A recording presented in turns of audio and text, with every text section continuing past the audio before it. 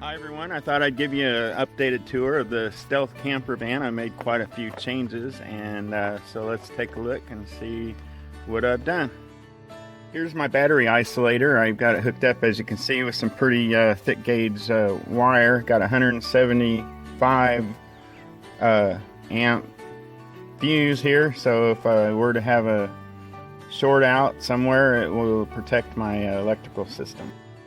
On the front of the van here, you can see I installed some aftermarket fog lights, but I call them deer lights because I'm rarely driving in fog, and I'm often driving on country roads where there's a lot of deer. So what I did with my fog lights is I actually aimed them so that they're facing the median strip and the shoulder, so I get a clear view as I'm driving around at night exactly what's getting ready to jump out in front of me. And it's actually saved me several times. Also, I don't know if you can see up in there, I have a outdoor speaker that is wired up to the PA part of my CB, so in the event I want to just be a smart aleck or preach the gospel while I'm driving down the road, I can. And behind the driver's side over here in the sliding area, right here is where I keep my sleeping bag, Zero Below sleeping bag. It's the most awesome sleeping bag I've ever owned. I keep it back here behind my 12-volt cooler here. Have my whole electrical system basically all centralized right here. I'll show you what's behind here in a minute, how I have this set up. This is just a cover I cut out and put on to protect the electrical system, my hookups. Down here I have it's a regular 12-volt deep cycle marine battery, 114 amp hours on that. I also have a 750 watt 12 volt to 110 volt power inverter. And this thing here, it's actually a trickle charger, and you can see I have it hooked up right now, and what that does of course is trickle charges my battery when I have it plugged in.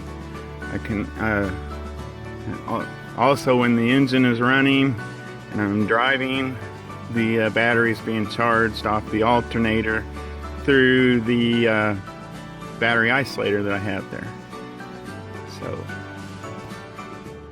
and behind this protective cover is how I've got everything hooked up here. This is kind of a jerry-rig deal here. It's just a piece of plywood. I ran 2 strips of metal, stuck all these screws in here with all these washers on them. One side I marked negative, the other side positive, and whenever I need to hook something up to battery power, I just connect it under one of these connections. It's probably not the best idea. If something shorts out, then it's gonna blow this fuse here, and then I have to figure out exactly what's shorting out. But it was the best idea I could come up with at the time. So have my 12-volt cooler here. I'm just holding it in actually with bungee cords from the back, so it's not gonna go flying out anywhere when I make a turn. Up here I have a switch installed, and what that switch does is it actually turns on or turns off my 12-volt cooler. Just it's plugged in right here and runs straight up to that switch. So most of the time I don't use the battery power to power up my cooler. I just use ice, and the reason for that is because this cooler does draw a lot of power, and I noticed after about 10 hours it can drain my battery totally down. It's more for emergency situations. If I run out of ice and I still got several hours to get where I'm going, of course I can have it running when the engine is on, but most of the time I just use ice. One thing I have the ability to do, if I want to run off shore power, I just unplug these two cords here from my inverter, plug them into this, and then just run an extension cord straight to this, and then I have shore power. On the roof of the van, what I have here is I have this that long black pipe there. That's my solar hot water. It holds almost 5 gallons, and you leave your vehicle parked out in the sun. It heats the water up and gives you not hot water, but I should say my solar lukewarm water tank. Also have a spare propane tank. Now, really don't need to have that spare propane tank up there, except it actually serves 2 purposes. I have a utility box, I'll show you that in a minute, that causes a lot of wind drag when you're driving down the highway, and by putting the spare propane tank right there, it acts as a wind break, and I've actually increased my gas mileage about 2 miles a gallon more just by putting it there. Also took the bottom side of an Easter egg. I got a whole video out on that if you want to check it out, on my experimenting with wind drag on this thing. On the back side, of course, I have my bike rack, and everybody's got to have a bike when you go stealth camping, right? You got to have some way to get around, check out the scenery. So anyway, that's my bike rack. Down here over my license plate is a backup camera, and I'll show you more on that in a minute. I got some features on the roof I want to show you. I was talking about the lukewarm water tank. The way I have this set up is, of course, I can pop this cap off anytime and clean it out if I want to. This is a check valve right here, and that allows air in, but it doesn't allow water to back out. That way, if you slam on your brakes, you're not going to soak down the guy behind you. And the way I have this hooked up, I have a line running along, and it runs in. I have hooked up right here a water inlet, just a regular camper water inlet on the roof of my van, and so that allows me to have water to my sink inside. And I also got a spare hookup, so if I want to hook up a shower, I'll show you how my shower works in a few minutes. The other feature I wanted to show you real quick is my utility box, and it's also a rooftop patio, and I'll show you how that works.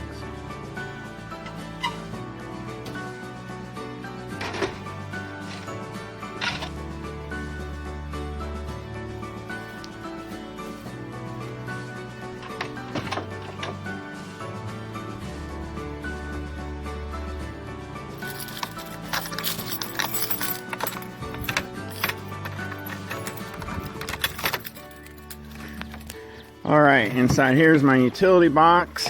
You see I have a potable water hose, have a pretty long extension cord so I can have shore power and water if I want.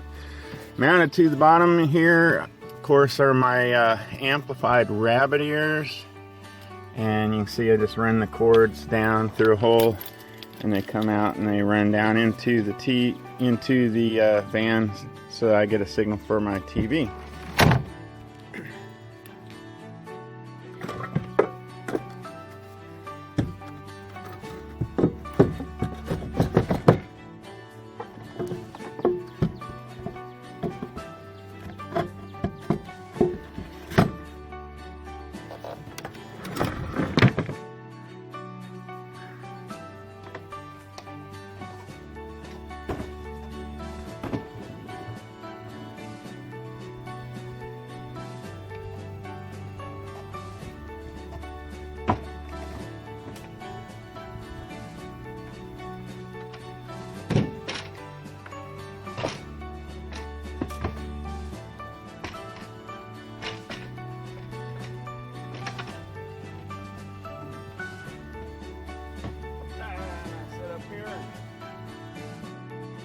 And as you can see, I can sit up here and relax under the shade of a nice tree on the patio and enjoy me a nice cold one.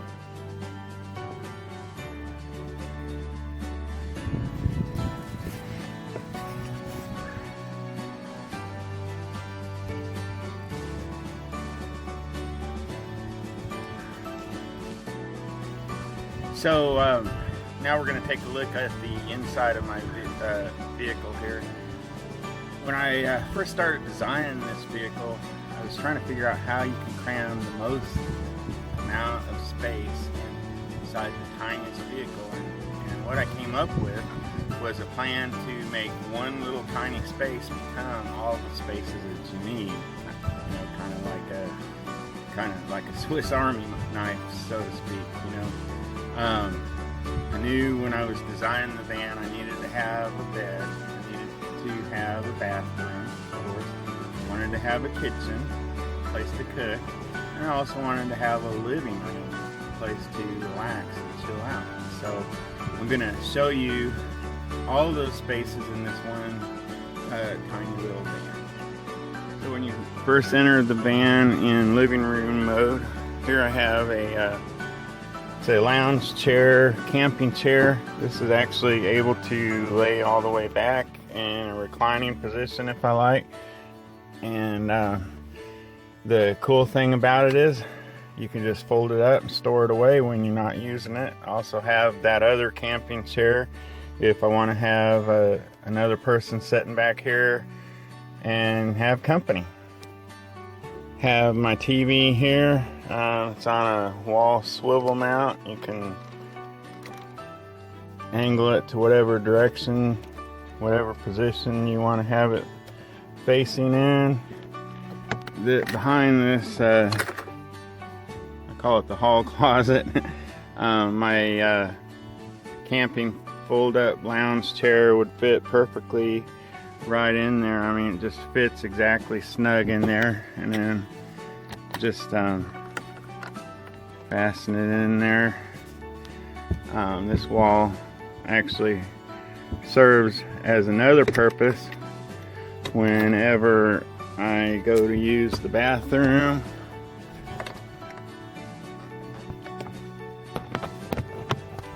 Close it up there, and now I have total privacy in here when I need to use the bathroom. For the bathroom, I just use the bucket system, and for lining what I use is trash compactor bags. They're about the thickest bag that I found to just do your job, seal it up and dispose of it as you see fit there. Also, for guys in the middle of the night when you're sleeping, have this line that runs right into my drain system that runs out onto the ground, and this is my little urinal just to take care of business in the middle of the night. You don't have to get up and go anywhere. I forgot to mention, for added cleanliness, good old disinfectant spray. Spray it down after each use, and keeps everything clean and sanitary. And on this wall, what I also have is my laptop mounted there, and it runs through HDMI cable out to my TV set. Have a cordless keyboard that I can use if I want to do some typing or anything. But I also have this little handheld keypad that's cordless that controls my laptop, and that way I can just, like, if I want to sit and watch movies that I have stored on my laptop or something, I can do that. Of course, with small space, I try to make everything serve a dual purpose, and I wanted to splash some color in here, so I found this big beach towel to give me something to look at besides ugly gray. And also it serves as a towel if I go to the beach. To wash up, as I said, I have my water on the roof running into this sink here. Can wash up. hand soap and sanitizer, paper towels. Also have a hand towel that I keep in here, or also have, if I need to wash my hair or something, have a regular towel right there. Now when I built this thing, I'm pretty proud of this. I saw this on YouTube. I bought this stainless steel salad bowl, just cut a hole in the bottom of it and put this plug in it. It's push to plug it, push to unplug it, and just a regular salad bowl for like $7 at Walmart. Have a regular propane burner in here when I want to cook something. Of course, I have all my pans. Use these little magnets just to hold them in place so they don't flop around, and cooking utensils, things of that nature. Also up here in this storage area for lights in my kitchen, of course I strung these little LEDs up here, have them wired up to this switch right here. Also have my outlet here hooked up to my 110 volt inverter, 12 volt to 110 volt inverter. I also have a 12 volt power supply here. Under here I just bought some more just to add color, mood lighting, if you want to call it. It either goes red or you can do green or blue. On these back doors I installed these vanity mirrors here, and those I purchased picked up at a thrift store somewhere, and just screwed them onto the back. And of course I have to have bungee cords to keep them closed. I tried everything. I installed these magnets on. The magnets aren't strong enough. When you slam the door, it's always going to come open. So I end up just going with bungee cords to hold them in place when I actually am done and I shut the door. Inside here, keep extra stuff for cooking. I have coffee down here, some Splenda, and on this side I actually have all my bathroom supplies, contact lens stuff, everything that I need. Also have this little folding stool here. Comes in real nice and handy. Just pull it out, gives you something to sit on when you're working at the sink, or it's really nice when you're trying to pull on your shoes, or just nice to have something real handy and quick that you can. So I wanted to give you an idea just how fast I'm able to set up my set it up for bedroom mode, and so you can time me starting right now.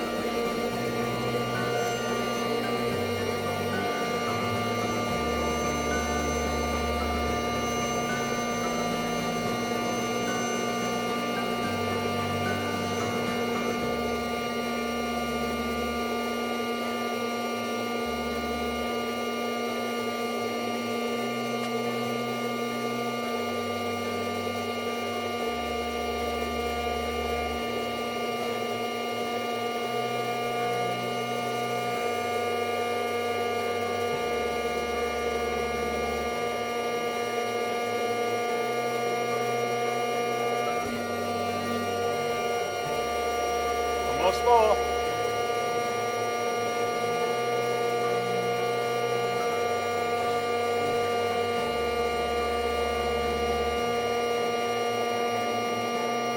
And done. So not quite 3 minutes, about 2 minutes and 50 seconds. And